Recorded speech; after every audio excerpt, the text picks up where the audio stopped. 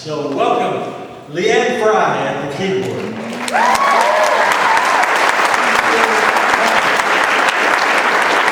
I have the privilege of walking about a few years, yes. And I'm going to take you through a journey of Zaid at the piano.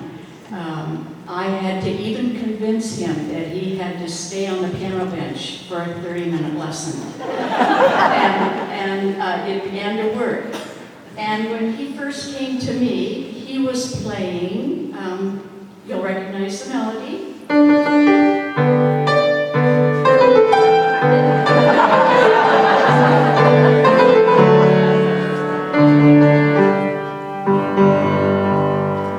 And he also had a little, really sounded like a concerto.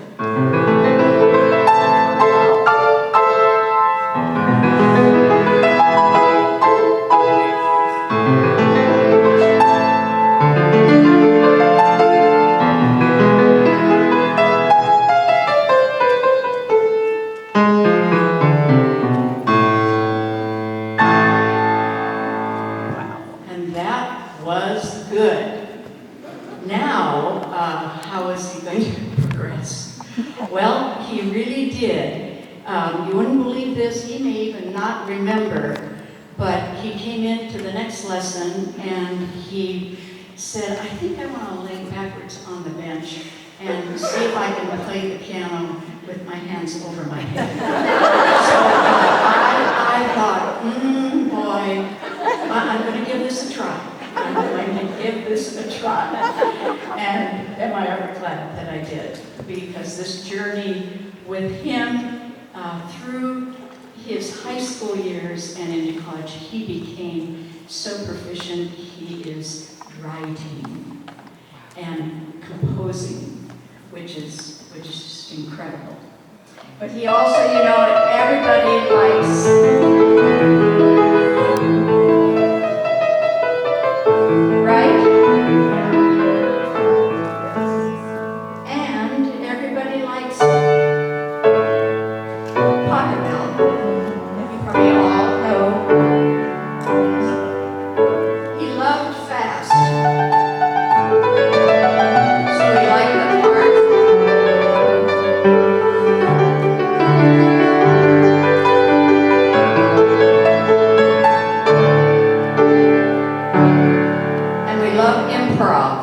And I just did a little bit of that. In case you have studied that, just come up with. Then, a number of things. He became interested in piano, lots of classical things even. And then it came time for middle school.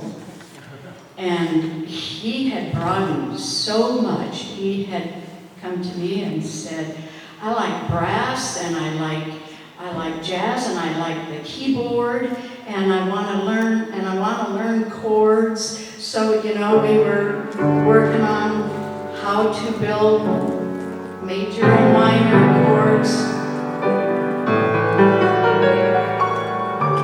and becoming creative at the piano.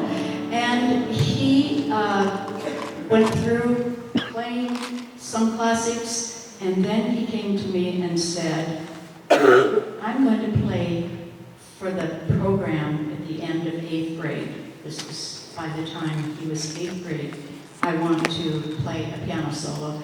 And it's a song by Lionel Yu. Why Yu? Have you heard of him? Mm-hmm.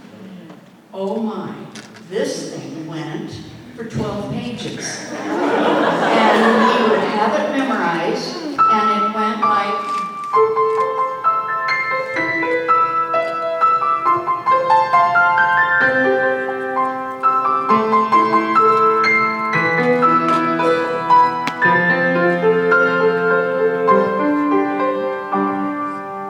and what he loved.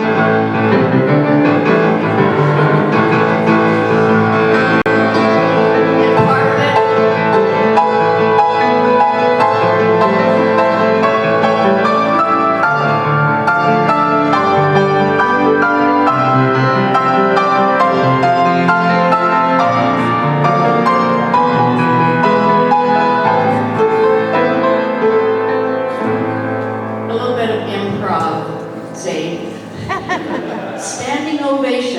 of 6th, 7th, and 8th graders when they came to the end of the program. It was incredible, and just such a blessing. And then we went to a lot of stuff, because he invited us. So Ralph and I were right there in the front row with joy. And he loved, a little bit of Chopin, just a little bit of this. Doesn't everybody love a fast little Chopin also?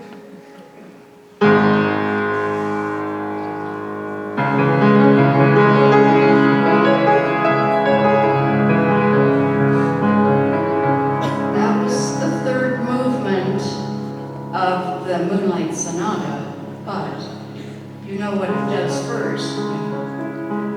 And I tell you, he had such empathy, he had such emotion, he could play.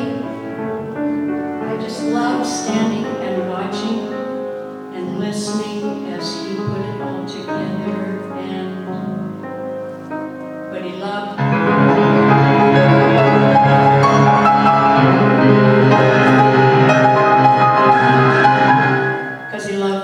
fast and loud. I tell you, he learned it. He got them down exact. He was a perfectionist, and that's what drove him to a lot of good practice. He loved a little bit of Beethoven as well. And I love Beethoven.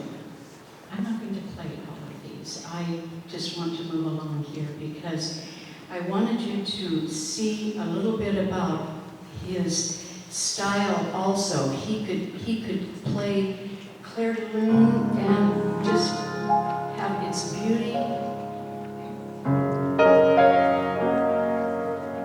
So listenable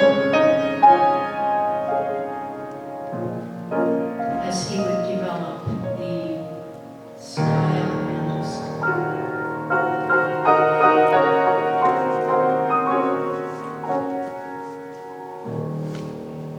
I learned a lot from him, trust me. But we worked on technique, we worked on styles and genres of every style because he really began to, he wanted he didn't want it all to be just those classics. He wanted it to have a lot of fun in it as well. And he loved swing, and he was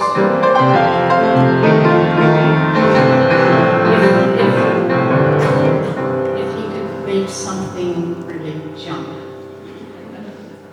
He liked a lot of groups that were playing. He loved he just loved everything. Does that sound like we're capturing him? I have thoroughly enjoyed letting him go. And when he went off to college, we had family times. We had him sometimes with just Ralph and me. And we would talk, we prayed, and just trusting God for direction as he went off to college. And even asked me once, they want me to do some accompanying when I get there, my freshman year. And I said, well, I just want to give you an advice that those are usually, they're desperate for accompanists, and you will be fully absorbed night and day with rehearsing. And if you feel like you have that kind of time, you do it. But my advice is to wait a year.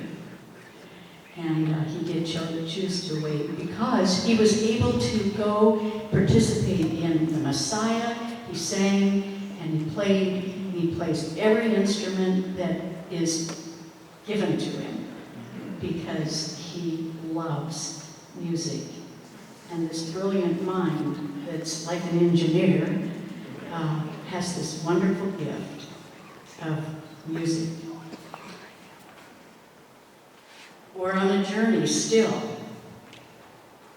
So thankful that we are not living in fear.